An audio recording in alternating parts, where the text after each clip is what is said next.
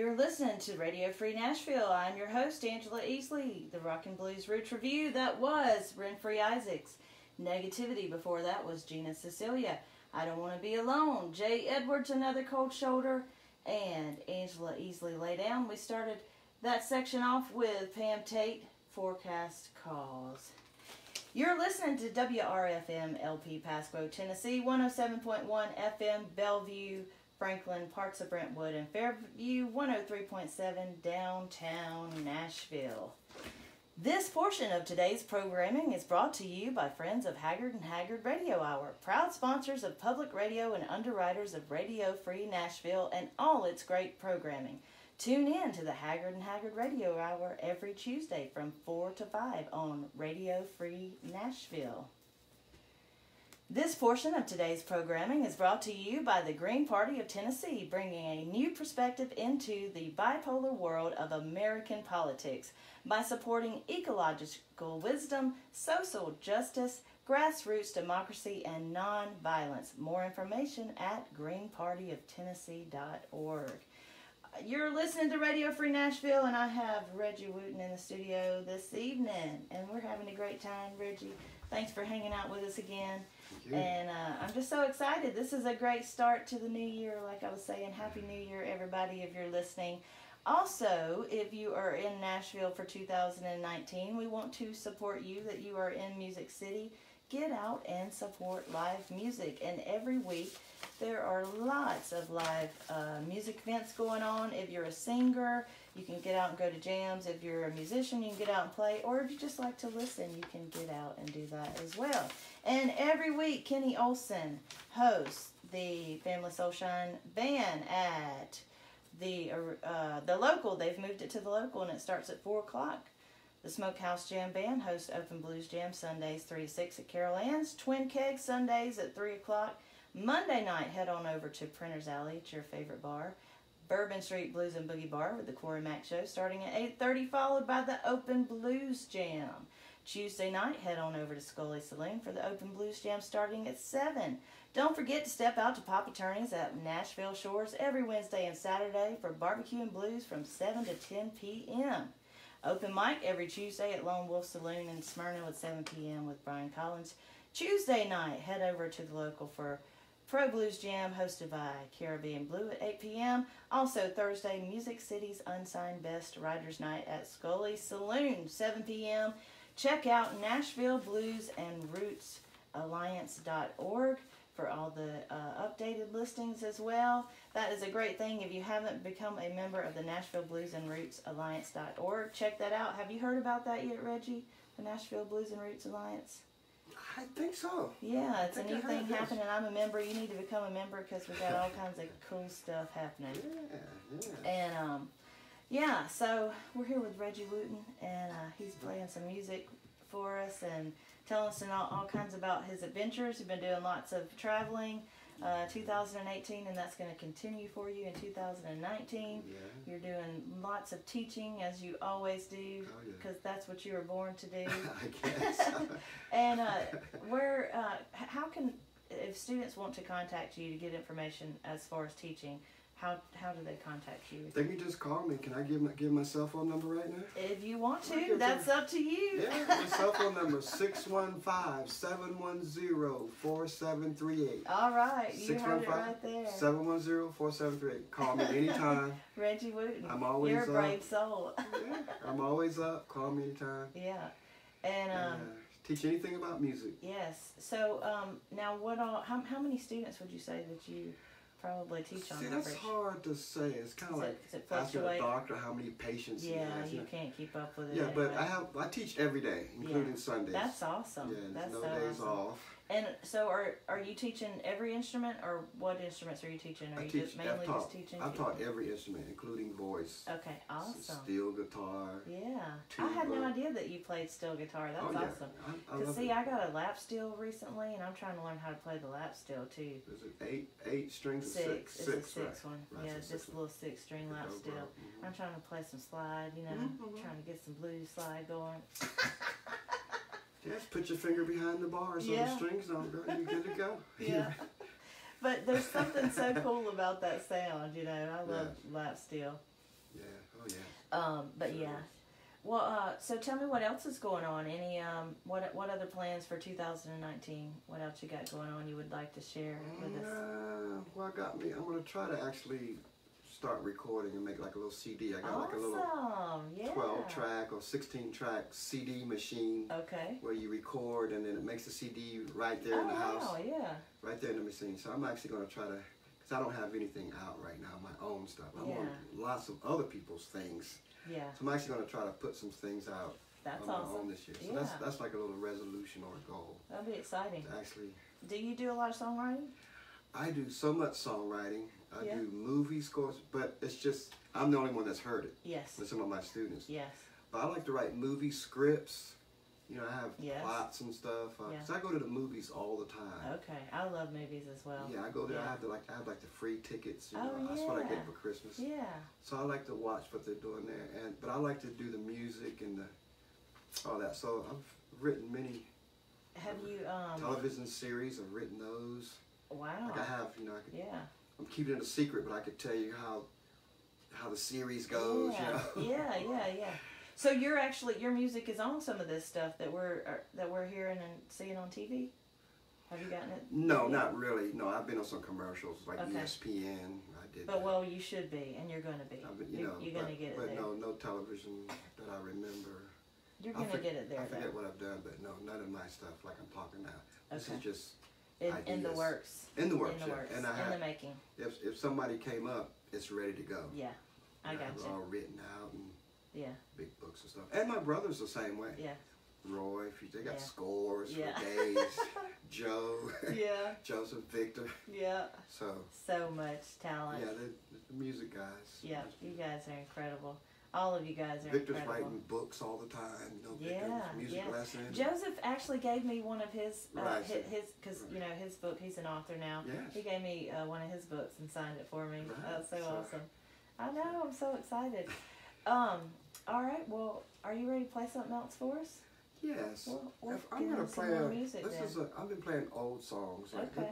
Besides my one original, but this is an old song. Forget how old. I can't remember the author, but it's called "Love Locked Out." And so you don't want to lock out love. You don't want to lock out. You don't want to keep it locked out. So somebody wrote a song about it. To pay attention to the art. It's called "Love Locked Out." Very old song, probably from the 20s, 30s.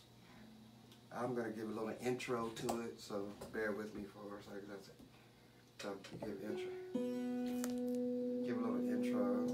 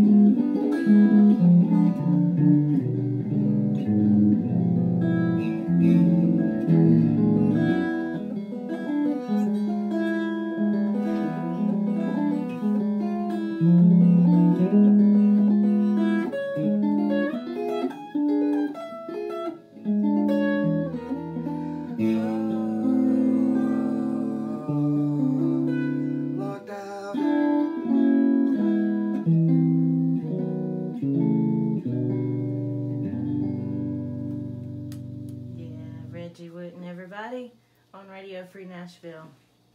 Such a pretty little mellow vibe. I like that. I like the vibe. So, tell me, I know you got to have some cool stories you can share with us from the Wootens growing up. You got any that come to mind that you might want to share? Something special or funny or anything like that? There's all kinds of stories. I really don't know where to start. I tell you, one of the best times, one of the best concerts I ever did was touring with my brother Victor Wooten. Yeah. And we opened up for the Dave Matthews Band. Oh yeah. Right. So I think we opened up for like a week, but it was really great because, I mean, I always know that I'm going to play music forever. Yes. But when I did that show, like Dave Matthews, he was really modest. He said, well, we're only going to, he said, we won't play for less than 50,000. But it was really 50,000 people. Wow. But we were there. It had to be 90,000 every night. He was just being modest. I mean, I looked out there. I could not see the end of people. Yeah. How did that feel? That had to feel amazing, huh? It felt really good, and it made me, it actually helped my style Yeah. Like a lot of people say I play crazy because I slap, I play with my teeth, I play behind my head. I have lights in my guitar. Yeah. So it looks wild, but when we played for Dave Matthews and saw that many people, it's like you could have lights or whatever. It doesn't mean anything. You're too small. Oh, yeah. You see what I mean? So I realized that's why Gene Simmons has makeup on, 8-inch, 5-inch heels. Yeah.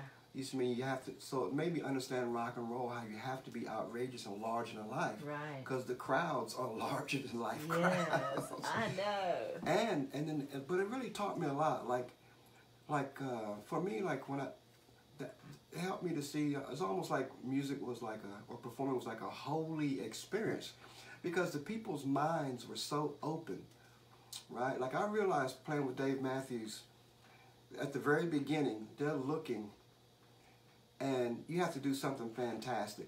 Meaning, like, let's say if I brought an alien down from Mars, they wouldn't have been impressed. Right.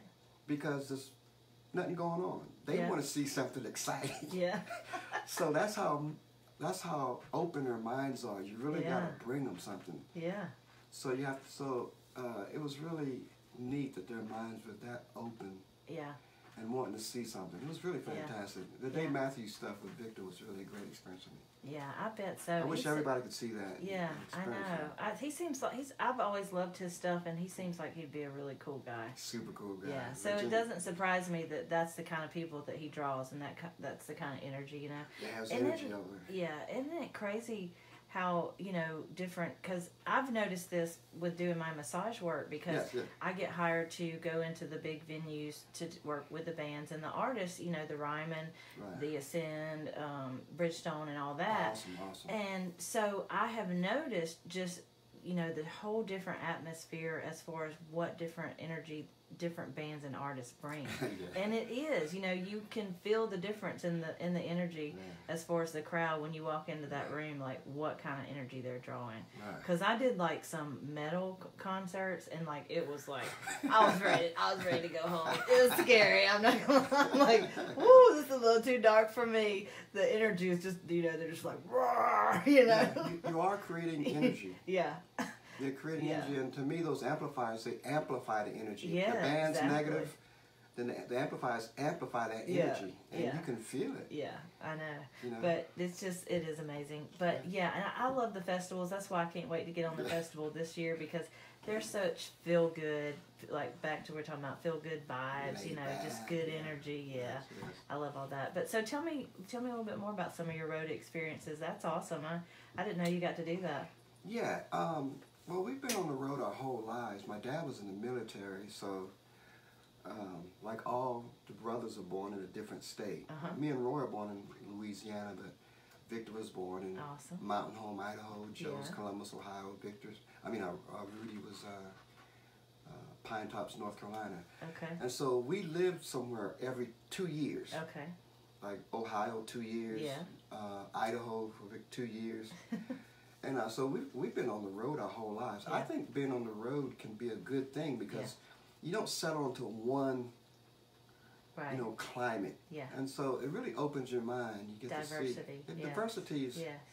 So it can teach you a lot, you know. But exactly. But yeah, I've seen many things. I really don't know where to start on the road. I remember going through. I mean, this might sound strange, but in New Mexico they had like a mirage park. Oh, yeah. This is where you see mirages. Yeah. You know what I'm talking about? Yeah, I know what a mirage is, yeah. Yeah, and so they actually have a park. Wow. You know, so I wouldn't have known that unless we're on the road. Yeah. But you can see the mirage. It's like a quarter of a mile long from the... Wow. I didn't even know from that the street. Yeah, that's cool. From the street. What part of Louisiana were you born in? I was born in Shreveport, Louisiana. Yeah, I know Shreveport. Yeah. See, I grew up in Poplarville, Mississippi. You know? Yeah. I was born in Hattiesburg, but I grew up in Poplarville. That's music stuff. You know, the blues. Yeah, that's the real deal. Man. Yeah, that is the real deal. I was born with it in my soul. Yeah. And then I grew up playing in Louisiana a lot. I fronted a band in high school called Bayou Lagniappe. And that was my second album I got to do with them. We got to do a lot of cool stuff. We opened for George Jones. We got to play the House of Blues in New Orleans down there. Yeah, I played that. Do all kinds of cool stuff. Wow. But yeah, I used to play all through Louisiana growing up. all my years and all that good stuff. Yeah. Excuse me. Very nice. But I love Louisiana, Mississippi. That's my home area. Mm-hmm. But yeah. Are you ready to play another song for us? I can play all day. Yeah, let's get some more music in. You want to hear something? You're listening to Regi Wooten, everybody, on Radio Free Nashville. Mm-hmm.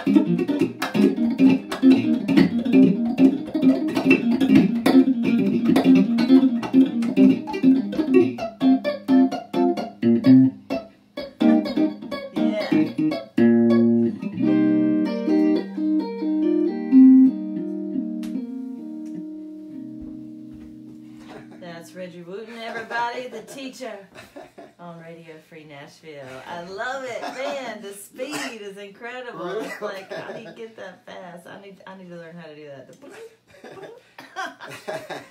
Yeah, that's awesome. You make it look so easy too. But I guess that's all that practicing all those years. That's why that guitar's so worn out. It's all that practicing on it. So tell me the theory. I know you're talking about. I was talking about muting earlier, and you referenced your ponytail holders and headbands there that you have on your guitar. So tell us a little bit about that and what your theory is. Okay, I started doing this many years ago. So way back in Virginia, so in the '90s and maybe the '80s. But now everybody sells them. PB sells them. Jim Dunlop sells them in Germany. Jay at Groove Gear sells them. So now you see them all the time. Yeah. Mainly because my brother Victor uses it also. He started using it. Yeah. And so his popularity. But the whole thing is to mute the strings. So some people put Velcro on it, so now it's acting like a capo. Oh, yeah. That's not what we're trying to do. Okay. We're trying to mute the strings. And so when you mute the strings, it's like a third hand, see, that's muting the strings for me. Yeah. So now I don't have to do it. So now my hands are open to play. Oh, yeah. So I can play it like a drum and all that. So this is just muting the strings. It also does other things for like harmonics and stuff.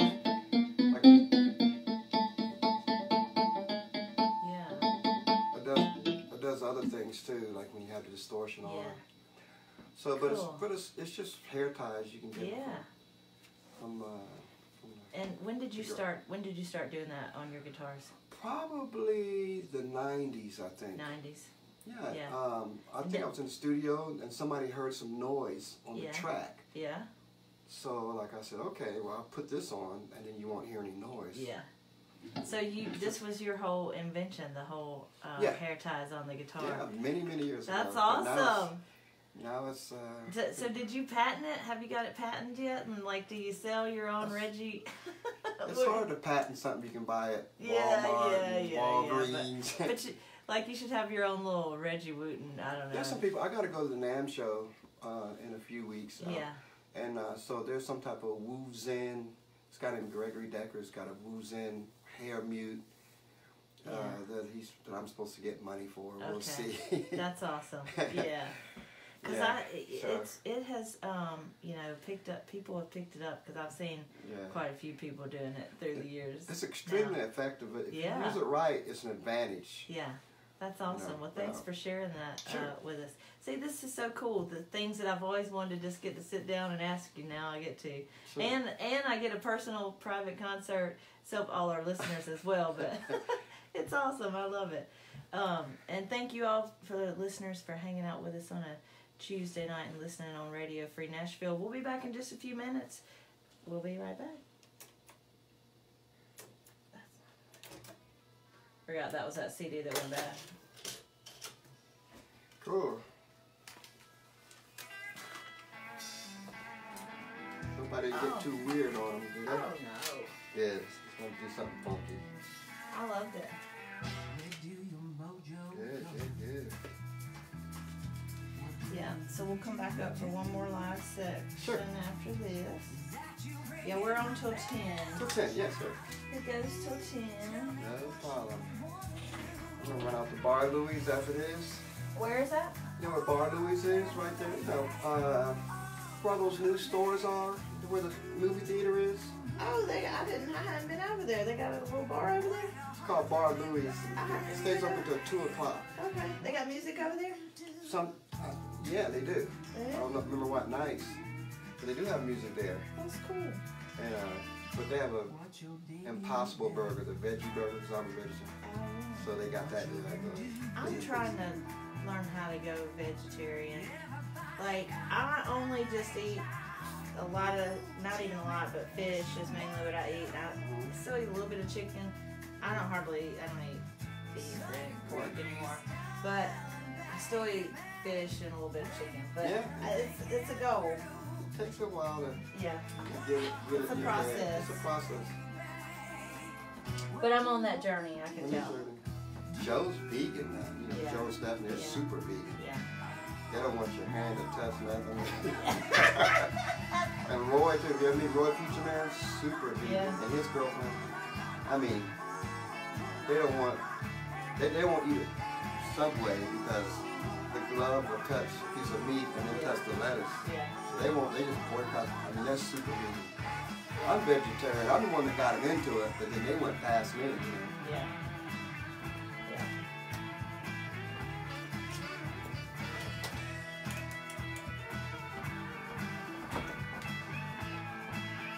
Yeah, but it does make a difference what you eat. I have autoimmune disease. What is that? It's where your body attacks itself on a cellular level. There's many